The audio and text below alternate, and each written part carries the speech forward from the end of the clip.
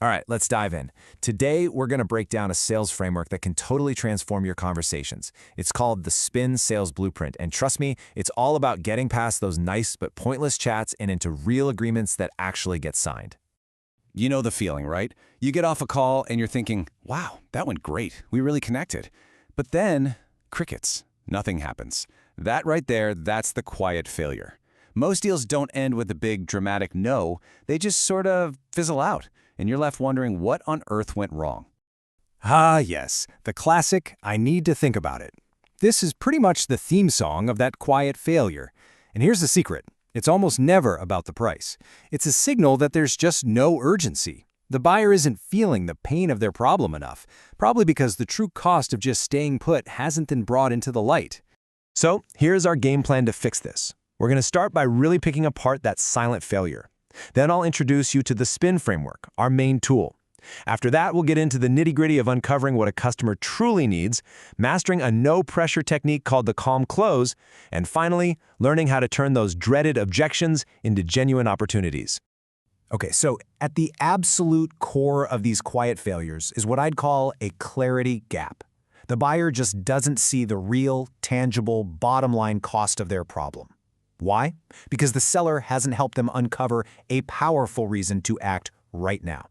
Our goal is to shift from just having a pleasant chat to having a purposeful one.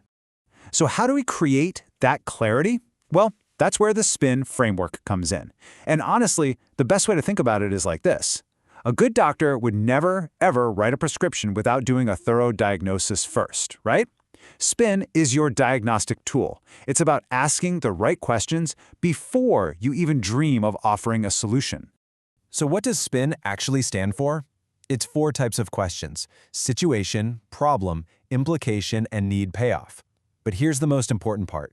This is not some rigid script you have to memorize. Think of it more as a flexible guide for a conversation, one that leads both you and your buyer to the exact same place, a shared understanding of what's really at stake.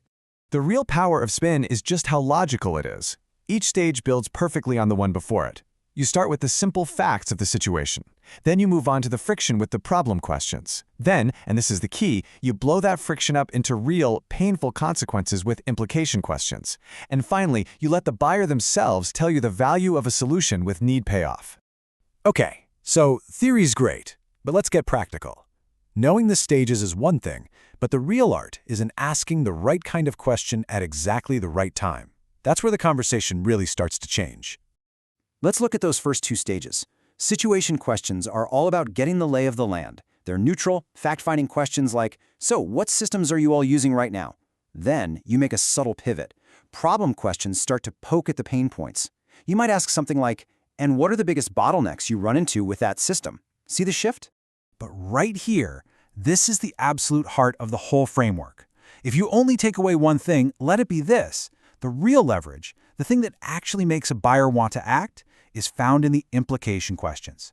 This is where you take what sounds like a small annoyance and turn it into a massive, critical business problem. Mastering this stage is what separates the pros from everyone else. Let's look at a real example. An IT provider found out their prospect had a client churn problem. Okay, sounds bad, but how bad? An implication question made it urgent.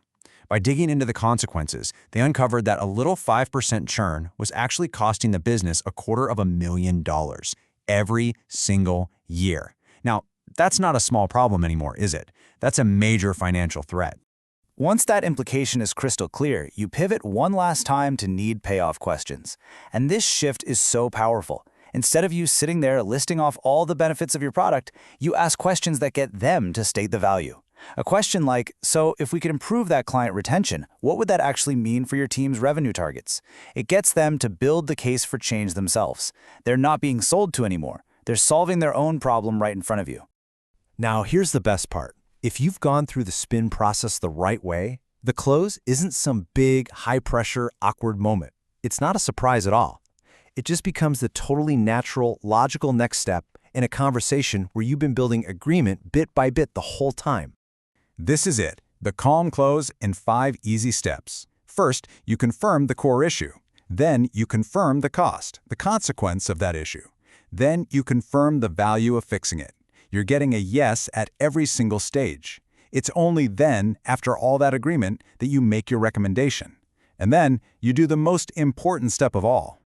You just stop talking.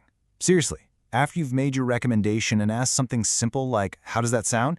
You go completely silent. You have to fight every single instinct to jump back in, to add more details, to clarify something. That silence isn't awkwardness. It's the space they need to think and make a decision. Let them have it. Of course, it's not always going to be a simple yes. So what happens when you get an objection? The most important thing you can do is change how you think about it. An objection isn't a no, not at all.